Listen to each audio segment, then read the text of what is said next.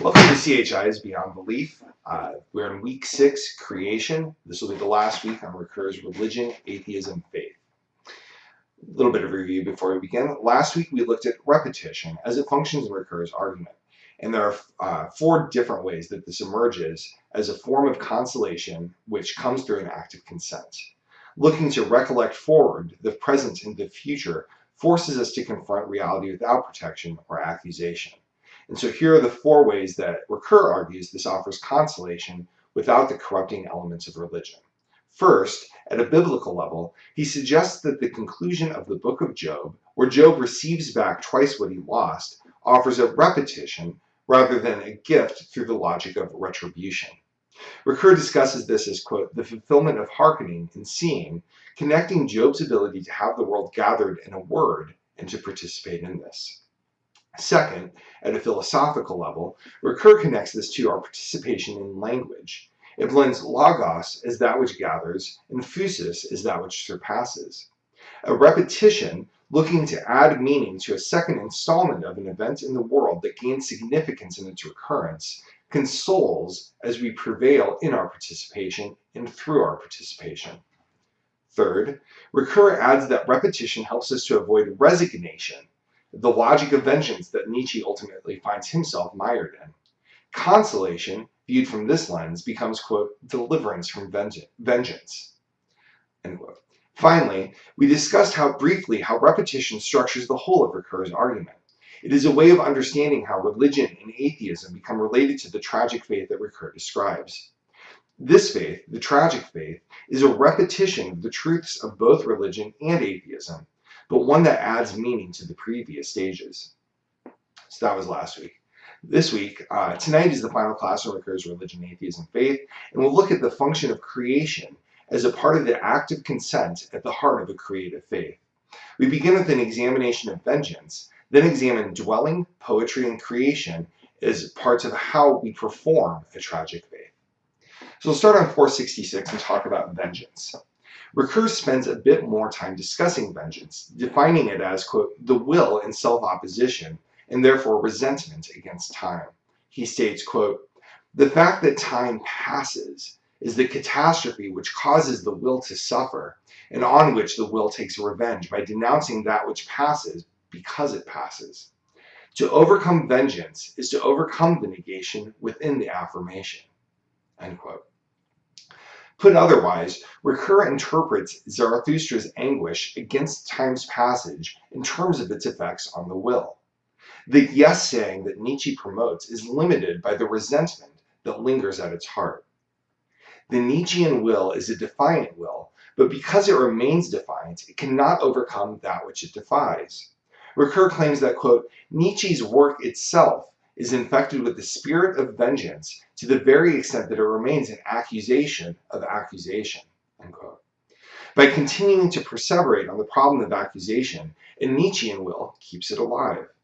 He remains stuck in the rebellion option that follows hearing word as a command, rather hearkening to language itself. It is because, quote, Nietzsche's will to power remains both an act of acceptance and an act of vengeance, end quote, that Ricoeur must find an alternative. Dwelling. Ricoeur finds an alternative to vengeance in a Gelassenheit, which, quote, marks the submission of individual language to discourse, end quote. Gelassenheit is an old German word found in the writings of Meister Eckhart and repopularized by Heidegger, which describes an attitude of openness to the surrounding world. For Ricoeur, the most basic level of openness must occur at the level of language, hearkening. Ricoeur adds, quote, consent must be joined to poetry, end quote. At this point, Ricoeur returns to Heidegger, particularly his work on Hölderlin, collected in Poetry, Language, Thought, where Heidegger thinks through the implications of the line, poetically dwells man on this earth.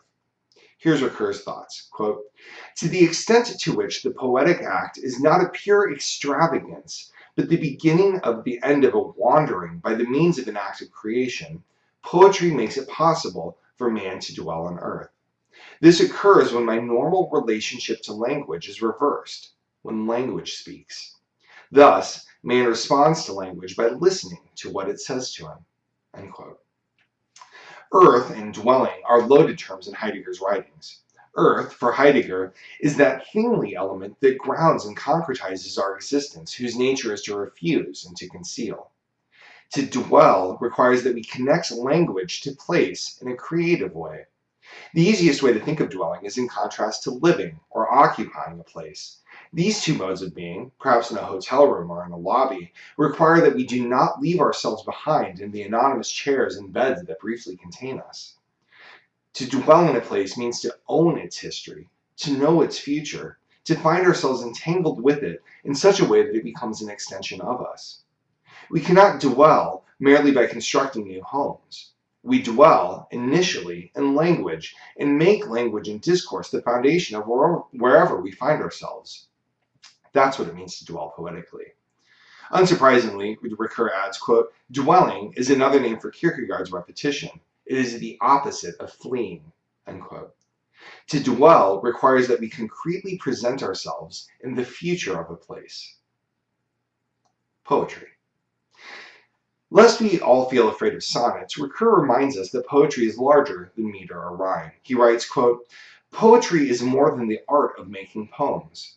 It is poiesis, or creation in the largest sense of the word. It is in this sense that poetry is equivalent to primordial dwelling. Man dwells only when poets exist in the world, end quote. We cannot know how to do more than survive without creators that remind us of pasts and futures beyond the present. The gift of creation, of art, of music, of poems, is to provide us insight into our potential for dwelling. Poetry provides a tension between a, quote, concern for the heavens, for the divine, and for the rootedness of existence in the earth, end quote. It becomes the opposite of resignation, which spins in the infinite of what is lost, and offers a way of dwelling firmly, poetry offers us, as a contrast, a way of dwelling firmly in the places where we are now. Creation. In his penultimate paragraph, Ricoeur writes, quote, the philosophical investigation into the religious meaning of atheism has led us from resignation to consent, and from consent to a mode of dwelling on earth that is governed by poetry and thought, end quote. This statement breaks down the logic of the argument. The move from the infinitude of resignation and resentment to the more finite moment of consent allows us to break out of the cycle of rebellion and opens the possibility of affirming our presence in the world without looking beyond it for resistance. The movement from consent to dwelling, which again requires creation, is a repetition of this same movement. It adds participation to mere affirmation. Participating through creating means that we begin investing ourselves in the world in a more thoroughgoing way. Next, Ricoeur writes, quote, this mode of being is no longer the love of fate, but a love of creation.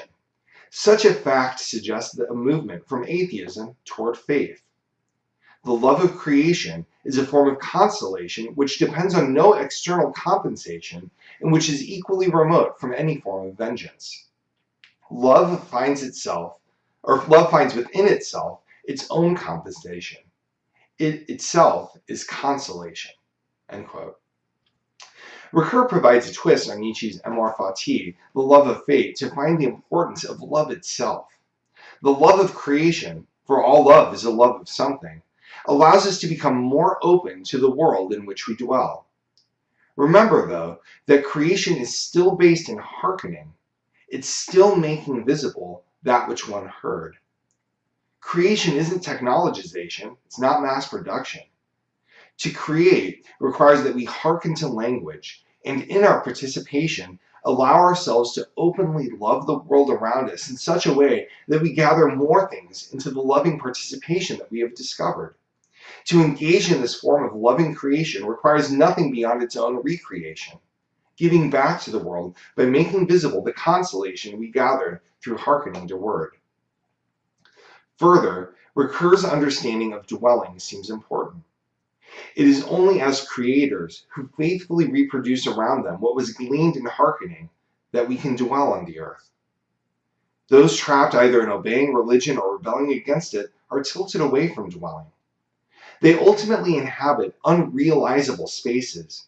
They remain strangers to and estranged from the world around them. It is when we create, when we infuse ourselves in a tragic participation with a broken world, that we may fully and freely dwell within it. Conclusion. Ricoeur reminds readers at the beginning of his argument to contextualize what creation means relative to religion and atheism specifically.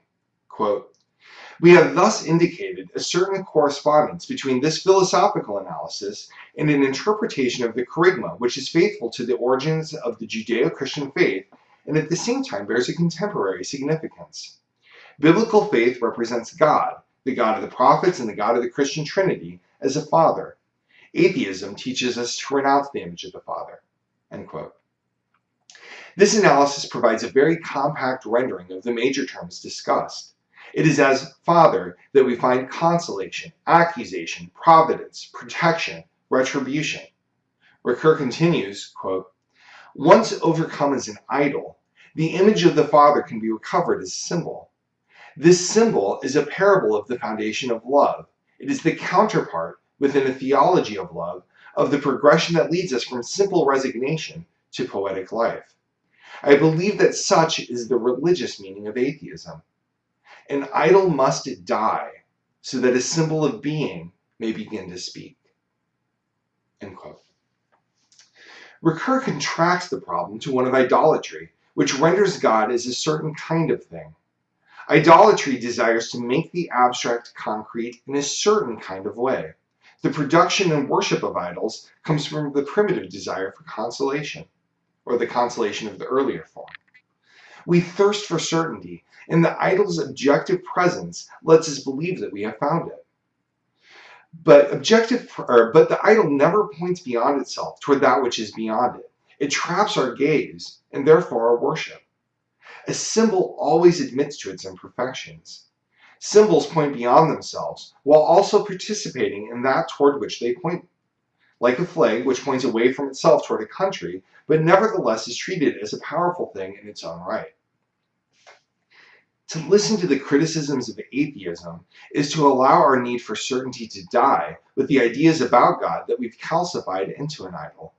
To allow God to become a symbol of being, as Father or otherwise, requires that we let go of our need for things to be absolute, to let them be certain, to let them become uncertain. This requires consenting to the world with all of its hurts. It requires finding consolation in the humbled position of hearkening, rather than the exalted position of seeing. But it opens up the opportunity to co-create the world in ways that participate with being itself. Although Ricoeur doesn't mention this, I believe that this sort of continual creativity that allows for dwelling comes close to what we might also term worship. By worship, here, I mean a loving creating that participates in truths disclosed by a symbol of being, such as God. But that will be another topic for another day. Thank you.